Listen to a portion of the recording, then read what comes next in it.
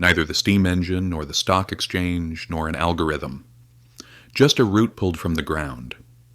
If you were forced to name the single most important driver of modern economic growth, most people would point to machines, gold, money, or markets.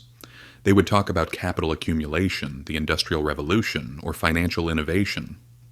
No one would say the potato. And yet, for nearly 2 centuries, this ordinary vegetable quietly reshaped the global economy without being noticed. The potato did not just feed people. It changed how many people could survive, where they could live, how cheaply they could work, and how much power states could project. It reshaped labor markets, triggered population booms, strengthened armies, and made empires possible. And it did all of this without anyone realizing what was happening in real time. That is the unsettling part. Because when the most powerful force in a system looks boring, invisible, and obvious only in hindsight, it usually means you don't see the risk building either. Welcome to the financial historian. This is where money, power, and history collide. And nothing is ever as simple as it looks. Before the potato, Europe lived on the edge of hunger. Not metaphorically, but structurally. For centuries, population levels hovered close to subsistence. During good periods, they rose slowly. During bad ones, they collapsed violently. Diets were dominated by grain, and grain was fragile. Weather destroyed harvests. Armies trampled fields. Storage failed. Transportation was slow.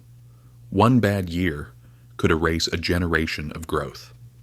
Most people lived so close to starvation that economic planning was nearly impossible. Wages remained low because productivity remained low. Families had many children because survival was uncertain. Cities grew cautiously, knowing they could not reliably feed themselves. Power was limited not by ambition, but by calories. This was the true pre-industrial economic ceiling, not technology, not ideology, but nutrition. Then the potato arrived. In the late 16th century, Spanish explorers brought it to Europe from the Andes. At first it was not trusted, it grew underground, which made it suspicious. It was not mentioned in the Bible, which made it controversial. In many places it was fed to animals or ignored entirely. Economic revolutions rarely announce themselves politely. But over time, necessity overcame superstition. And when the potato spread across Europe in the 17th and 18th centuries, something fundamental changed. The potato was an economic anomaly. Compared to grain, it produced far more calories per acre. It could grow in poor soil. It tolerated cold climates. Because it grew underground, it was harder to steal, burn, or requisition during war. A family could survive, even grow, on land that would have failed them a generation earlier. This was not a small improvement. It was a productivity shock. The same land could now support more people. More children survived infancy. More adults lived long enough to work. Population grew rapidly, not because wages rose, but because food constraints loosened.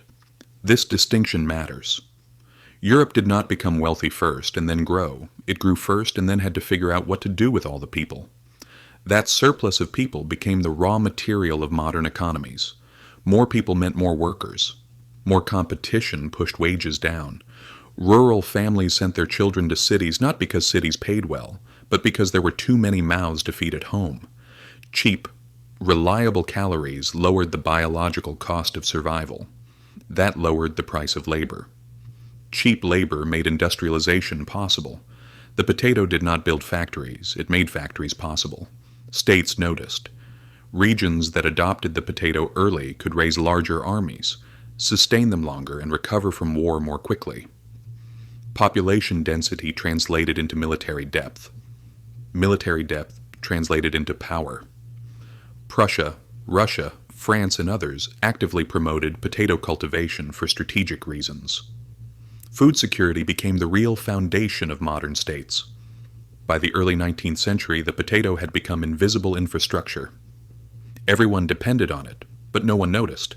And monocrop systems are efficient, until they aren't. In Ireland, this transformation reached its extreme. The potato became the entire system.